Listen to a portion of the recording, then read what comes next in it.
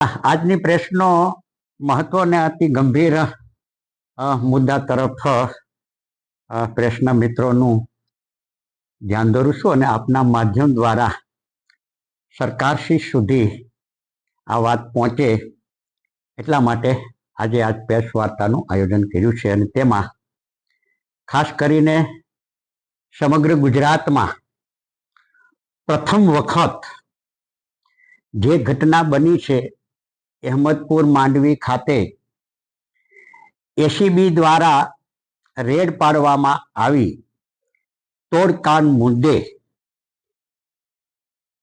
એ મુદ્દાને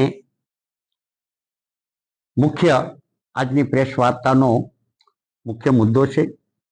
એક વચેટિયા મારફત ઉનાના પીઆઈ દ્વારા આખી ગોઠવણ કરીને મોટું નેટવર્ક ચાલતું હતું. એ નેટવર્કનો પર્દાફાશ એસીબીએ કર્યો ત્યારે સ્વાભાવિક રીતે સવાલો થાય કે ગીર સોમનાથ જિલ્લાની એસઓજી શું કરતી હતી, ગીર સોમનાથ જિલ્લાની એલસીબી શું કરતી હતી, ગીર સોમનાથ જિલ્લાની પોલીસ શું કરતી હતી કે જેથી કરીને એસીબીએ રેડ પાડવાની ફરજ પડી. એ પહેલા પોલીસને આખું નેટવર્ક ચાલતું હતું એનો અંદાજ નહોતો. ઘણા બધા સવાલો ઉભા થાય.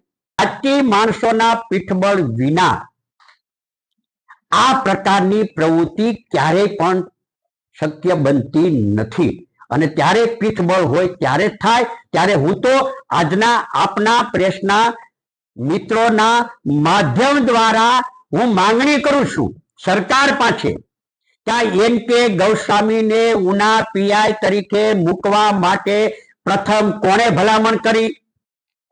એસપીની અનિચ્છા હતી છતાં મૂકવા માટે કોણે દબાણ કર્યું, કોણે પ્રેશર કર્યું? અને એ મૂક્યા પછી આ પ્રકારની પ્રવૃત્તિઓ ચાલતી હતી ઉનામાં એ જગ જાહેર હતું. કોંગ્રેસને માની લો કે વિપક્ષ તરીકે રજૂઆત કરતા હતા તો સત્તા પક્ષના લોકો પણ જાણતા હતા. સત્તા પક્ષના લોકોને ખબર નહોતી એવું પણ નહોતું.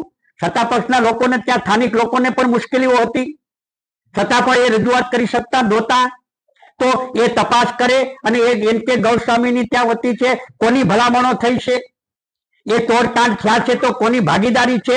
આ આખું કાળા ધંધાનું જે નેટવર્ક ચાલે છે એના મુખ્ય સૂત્રધારો કોણ છે? વલ્લી મટકા કોણ ચલાવે છે? દારૂના અડ્ડાઓ કોણ ચલાવે છે? કોણ દીવમાંથી દારૂ બારોબાર પસાર કરે છે?